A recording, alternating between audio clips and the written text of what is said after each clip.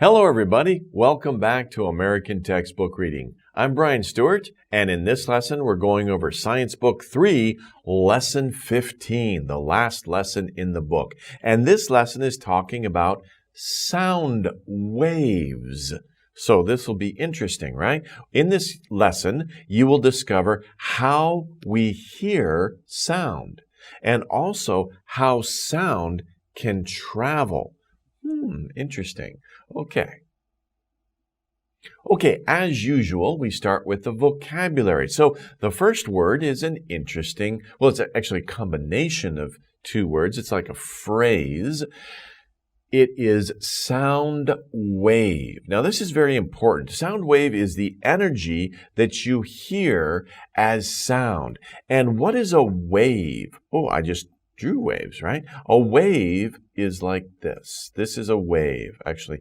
Yeah. So these are waves. So actually, if you look at the ocean, right, you see waves on the ocean, but it's very similar to how sound travels through something else, okay? So sound will travel in a wave. Many things travel in a wave. We can't see it, right? And that's an interesting thing. You cannot see sound. I mean, maybe you can capture images of sound on a computer or with, some recording instruments, but we cannot see with our eyes. We cannot see sound, but it travels in a wave. And this is important because as waves pass through different objects or different types of objects, it might slow down or speed up, and that's important. We'll talk about that. So sound wave, and the sound, if you think about it, sound is just energy.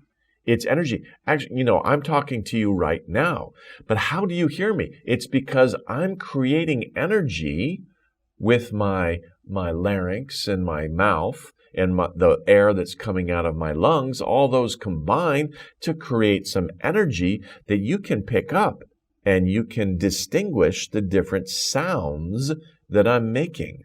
That's interesting to think about, isn't it? So it's the energy that you hear as sound.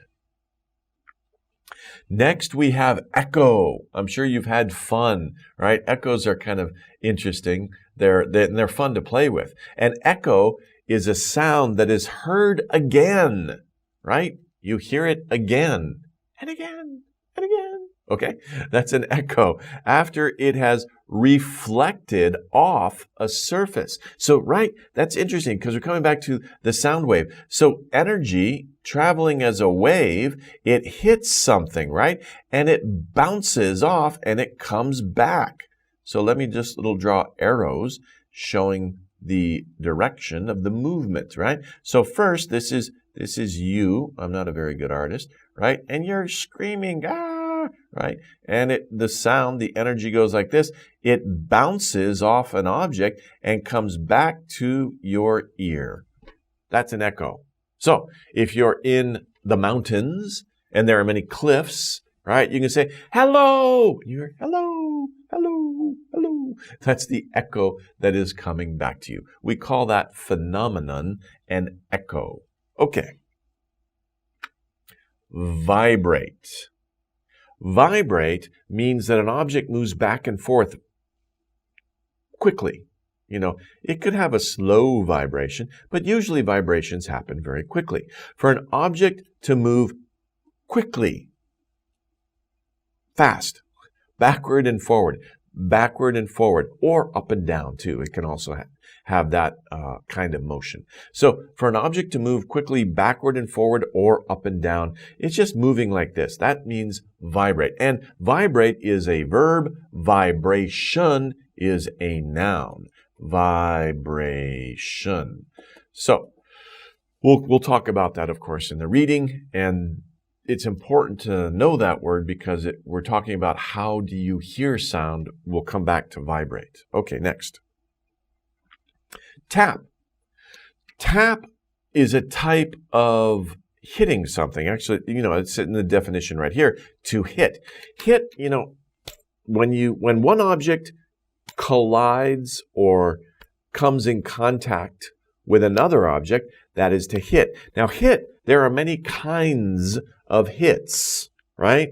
And we have many words in English to describe different types of hits. But a tap is a certain type of hit. It means to hit something quickly and lightly. So think about this. You are walking and it's very crowded at your school. You're walking down the hallway and two people are walking. They bump into each other. Bump is another type of hit. But bump is kind of like tap. Tap it. But we don't say I tapped into you. You'd say I bumped into you. But if you use your hand, right, on the wall and you just hit it lightly, like you bump into somebody, not hard, not with a lot of energy, you just tap it, right? That's tap. Now, if you hit it, right, you punch it. Punch is another type of hit. Punch is stronger, more energy. Punch. Right? So like I said, there's many types of words that we use for hit, different situations. Tap just means that you tap something lightly and quickly. Probably when you go to somebody's door, you don't punch the door to get their attention. You tap on it, right? Tap, tap, tap. Knock, knock, knock, right? To get their attention. Don't punch the door. You'll hurt your hand and you'll confuse the person inside. What's going on? Okay? So tap. Okay. Brain. Important word, right? We need our brains. Of course, everybody has a brain. I hope your brain is working well. Of course, it's working well. Okay? The brain is the thing inside your head, the organ inside your head. It's a thing, yes, but it's an organ too. Maybe we should say organ. Your body has many different organs, and these different organs serve different functions. The brain is a very complex, very complicated organ. It has many different parts, and it works. Scientists still don't fully understand how the brain works, how it grows, how it develops. It's a very, very mysterious but interesting and challenging to study organ in your body that does a specific thing. What does it do? It controls your body. That's one of the things that it does. It controls the motion of your body. It controls your breathing. It controls many functions of your body that you need to live, but you also use your brain to think and to read and to imagine, right? So the brain, like I said, is a very complex organ that does many, many different things, okay? But it also is very important when we're talking about sound. Next, we have eardrum. Did you know you have a drum inside your ear? Yes, there is. Okay? The eardrum is the thing in your ear that vibrates, right? Just like the top of a drum. If you have a drum at home, or you've seen drums before, or maybe you play a drum at school, a drum is like a box, like a circular box, and it has a thin skin of something on top. It's stretched very tight, and if you tap it, it makes a sound. Well, that skin or that fabric or whatever it is, that's also inside your ear, both your ears. And when sound hits it, it vibrates. And that vibration is what your brain picks up. And your brain interprets that vibration as sound. And that's how you are understanding what I'm saying right now. So eardrum, it's very important. Our eardrums can be fragile. So be careful about listening to very loud sounds, very big sounds, because your eardrum can actually be damaged. So be careful. Don't listen to music that's very loud. Be careful around very loud sounds. Sometimes you might want to wear protection for your ears to protect your eardrums. Next, we have clap. If you've gone to a movie or usually a play, or there's a live event in front of you, some people are playing music, or maybe even just reading a poem. Somebody does something that you like, you hit your hands together. You don't tap your hands, that's odd. You hit your hands together and you make a sound. Yay! That's to clap. And if many people do it together, that means that everybody is showing their appreciation. Good job. You've done a great job. Okay? So those are our words for the lesson. let's talk about the main ideas of this lesson. The first main idea is, of course, how we hear sound. Now, I talked a little bit about this during the vocabulary section, but there's many steps that need to be performed in order for you to hear a sound. Of course, sound is energy, so that energy has to be made. So first of all, a vibrating object creates sound waves. And again, sound waves are energy. A vibrating object, we talked about vibrate, right? It moves up and down or back and forth very quickly. Well, what's vibrating in the picture? If the boy is playing a violin, the strings on the violin are vibrating, and inside the violin, there's an open area, and so the sound is being magnified, it's being made louder, and we can hear that sound. But wait a minute, what's vibrating right now? As I'm speaking to you, what's vibrating? Is there something vibrating? You bet there is something vibrating. It's in my throat. And when you speak, in your throat, we call these the vocal cords in your throat are vibrating. And you may not be aware of it, right? This is something we learn. We don't really think about, okay, I'm going to vibrate this cord. We don't think that way. We just learn it by doing it. So it's really an amazing thing when you think about it and how it works. But the vocal cords in your throat will vibrate as you make words, as you say words. And let me spell that for you, in case you're wondering. Vocal cords. And your vocal cords are vibrating in your throat when you speak. And the way that you vibrate them, and also the way that you shape the sound as it comes through your mouth, is how other people hear or distinguish between different sounds. It's not your vocal cords are vibrating. That's producing sound and energy, but you're also shaping that sound with your teeth, your tongue, and your lips. Okay, and that's how you make different pronunciations or different sounds. Okay, so vibrating object creates sound waves. Sound waves move through the air. And remember, it's a sound wave, so it's moving through the air like this. It moves through the air. Remember, we are surrounded by gas. We learned that in a previous lesson. So that is the air. There needs to be gas for the sound to move through. There needs to be something for the sound to move through. In outer space, there's no gas. There's no sound, right? So if you're watching a science fiction movie and you hear explosions, that's not accurate, right? That's just drama. That's just the director trying to create something that we understand. But we don't live in outer space, so we may not know that. There's nothing in outer space. There's no gas. There's just nothing. So there's nothing for the sound wave to move through. Space is silent.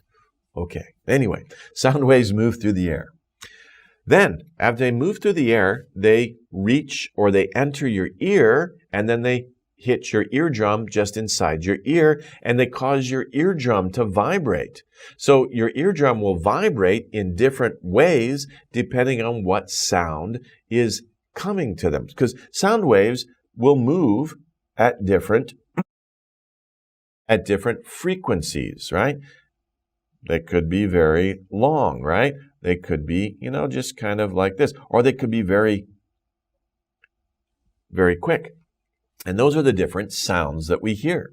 So they cause the eardrum to vibrate in different vibrations. And so our brain hears a sound. Our brain interprets. I would change that. Our brain interprets.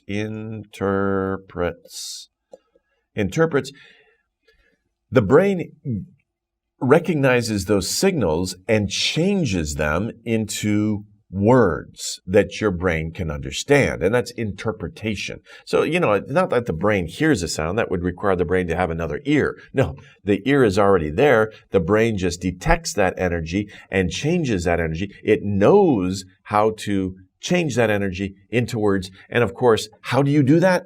You learn that when you were a child, right? Over, weeks, months. Young children pick up this ability very quickly. Their brains are very good at picking up different sounds and translating those sounds into language. So this is very interesting, right? We don't think about this, but it's actually kind of a miracle. It's not a miracle, of course. there is a scientific reason, but it's really amazing how it works and how complex our brains really are to be able to do this. Okay. Our next idea is touching upon what I talked about. I got a little ahead of myself about how sound travels. Now, as I said before, sound doesn't travel through space because there's nothing in space, right? Sound travels through air, through gases. I'm going to go backwards because we start with gases. Normally we hear sound through gases, and the gases around us, mostly nitrogen, about 21% oxygen, some other gases in there, but mostly nitrogen and oxygen are the gases in our atmosphere, and sound can travel through those gases, and sound moves. And that's, sound, we're used to listening to sound move through the air. And of course, this is a good example. You can hear an ambulance or a police car when you're in a car, and you can hear them very quickly because the sound is very loud. They're making a lot of energy, and you can hear that sound very quickly, and you can hear what direction it's coming from. So your mom and dad are like, oh, slow down, be careful. There's an emergency vehicle coming through. So we hear a lot of sounds through gases. That's our normal experience with sound. Now, sound also moves through liquids. Now, remember when I said that sound moves in waves? Well, sound will move in waves, and these waves will be quicker in some environments than in other environments. Underwater, sound moves a lot faster through water. Sound moves faster. That's what it says right here. Why? Because we talked about this in a previous unit. All matter is made up of atoms, right? In air and gases, the atoms are the molecules of nitrogen and oxygen in gas, or whatever gas it is. They're far away from each other, right? There's a lot of space in between. And that's how we can move through gas very easily. It's like we don't even know it's there. Of course, if it's windy, we know it's there, but usually we don't think about it. If you go into a swimming pool, it's harder to move because the molecules of the water, they're closer together. It's more dense. So sound can travel between those molecules. It's energy transferring through molecules, and it can move a lot faster. Now, I like to go scuba diving a lot. And one of the things we learn when we go scuba diving is that sound travels very quickly. It's so quick that it hits both your ears at the same time. So if you hear a sound when you're underwater, scuba diving or swimming, you don't know where it's coming from. It's hard. I mean, sometimes you can figure it out, but it's more difficult because through air, it moves slower. If it hits this ear first and then this ear, my brain knows, oh, the sound's coming from over there. But underwater, since sound moves quickly, it hits both the ears at the same time. It's like, where did that sound come from? Okay. So that's interesting. Now, it moves even faster through solids, right? Solids like glass or wood, right? On the desk. That's why when you knock on somebody's door, their door is wood and it makes a larger sound. Of course, if you knock on water, that's not going to make any sound. You have to hit the water really hard to make a sound. But you can just tap on the wood or the metal or the glass, right? Maybe your friend tries to get your attention and you're in the classroom. Don't do this. The teacher doesn't like it, but they'll tap their finger or a key on the window and it makes a sharp sound. You can hear it because sound moves fastest, right? So that's how sound moves through different mediums or different environments: gas, liquid, and solid. Sound will move faster from gas to liquid to solid. Sound moves faster. It's interesting. Okay, now it's time to go over the reading. So as usual, read along with me. You can read out loud or practice in your mind. Think about the pronunciation of the words and also the meaning of the words that we learned. So, are you ready? Let's begin. Sound is energy. It is created by vibrating objects. A vibrating object creates sound waves. Sound waves can travel through solids, liquids, and gases. Sound waves enter our ear and then our eardrum. Our brain then hears the sound. If you tap an object, it does not vibrate much, and so a soft sound is made. If you hit an object, it vibrates a lot, and so a loud sound is made. It is easier to hear a loud sound than a soft sound. When you speak, shout or whisper. Sound waves come out of your mouth. These sound waves travel to others, and they can hear you. This is how we communicate with others. Sound waves can bounce off objects. If you clap your hands in a room, you might hear an echo. The sound waves bounce off the wall back to you. Okay, that's our reading. Now, how is the information in the reading organized? Here we have main idea and details. The main idea is that a vibrating object creates sound waves. So if an object vibrates, it creates a sound. And what are the details that support this? Well, sound waves travel into our ear and then into our what? What's just inside the ear? We talked about it several times. It's like a musical instrument that you hit to make a sound. It's an eardrum. Eardrum. Good. Then after, okay, so sound goes into our ear, it hits the eardrum, and then what hears the sound? It's our brain. But remember, it's a little weird to say that, I think.